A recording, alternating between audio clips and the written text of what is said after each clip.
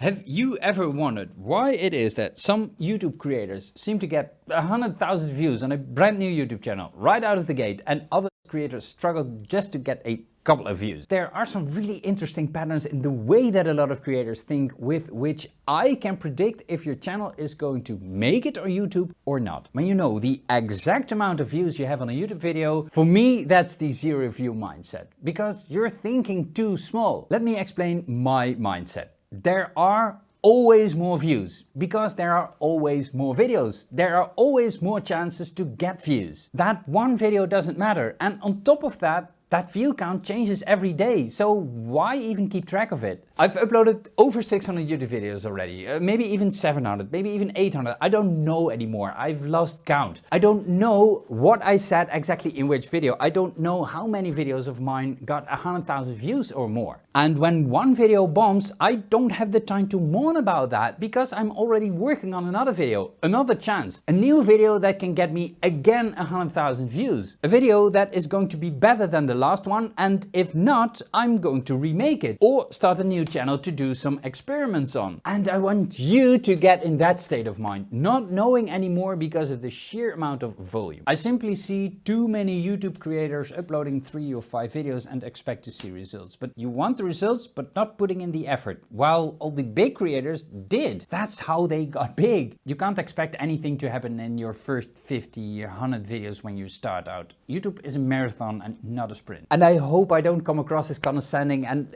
I'm sorry if I am. It's not my intention. I'm passionate about this. I want to help you, and I'm betting that you are here because you want to hear the truth, the actual truth, the harsh truth, and not some BS fairy tale story. Yeah, it might be this, it might be that. No, this is it. And here's how you do it. Try to gain momentum by releasing new videos, because the YouTube algorithm gives you a little boost when you release a new video. And yeah, it's really small on small channels. But when you release more videos, that boost gets a little bit higher next time, every single video. Also, when you have more videos on YouTube, you have a larger library on YouTube that can be found on YouTube. And if that takes you too long, there is actually a cheat code, and that's hiring someone with the experience. And that's how I make my money. Like this client that gained 50,000 subscribers in 5 months with a channel that had 60 subscribers 5 months ago. And what I see happen all too often is blaming YouTube for their lack of success, while it's actually a lack of knowledge. Creators often feel entitled to get views. It's their God-given right to get views. I've made more poop videos over the years than I can count. I've made more duds than videos that were actually a success. But the poop videos taught me to be humble, and I'm a really strong believer in that you need the reps and the poop videos to gain experience, but also to be humble. On that note, let me ask you this. Would you rather grow slow but be able to sustain that growth because you slowly develop the knowledge over the years you need to keep that growth? Or would you rather have a couple of one-day flies, not knowing how to sustain that growth, knowing that your channel dies but also your income dies? Let me ask you this, why should YouTube give you the views? Because they have a huge library on YouTube of which they know for sure that viewers will watch it. Because viewers watching it means ad revenue. So you have to prove to the YouTube algorithm that you can make viewers click, watch the video and watch another video of you. You need to give YouTube something that they can sell on their YouTube homepage. I'll talk about audience in a minute. But regretfully, I see this all too often being interpreted as YouTube hates me, YouTube is out to get me. Do you know how big YouTube is and how many people that they have to hate manually?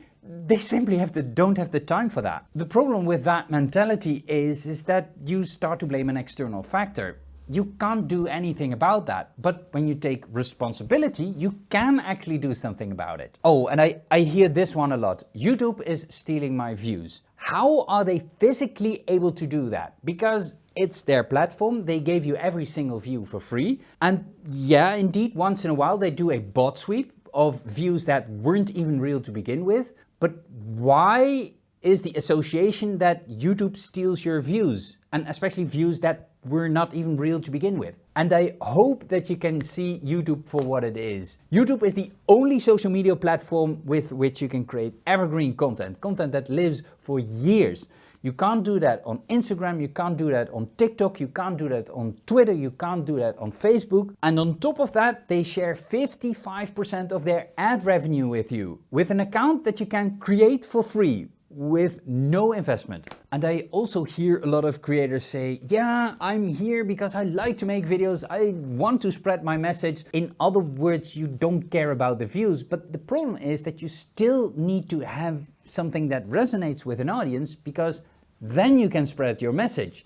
But you can't spread your message when you don't get the views. And yeah, principles are an expensive hobby. The trick is to make content that you'd like to make, but viewers also like to watch. And if I can present this in a Venn diagram and you are over here and your viewers are over here, then the trick is to stay here in the middle, in the overlap between what I want and my viewers want. The biggest lesson that I've learned over the years to transcend my zero views mentality is to think from the perspective of the viewer. I recently started a brand new YouTube channel with which I got 500 subscribers in 2 weeks. The videos that did well had two things in common. First of all, they were about pain points that viewers have, and second of all, the thumbnail was really good. And it makes sense, because the bigger the pain point is and the better you can communicate that pain point in title and thumbnail, the much more likely you are to get the click. And the big part of that zero views mentality is making videos for the algorithm instead of viewers. Try to replace that word algorithm with viewers in your brain. So don't think what does the algorithm want, but think what does my viewer want. The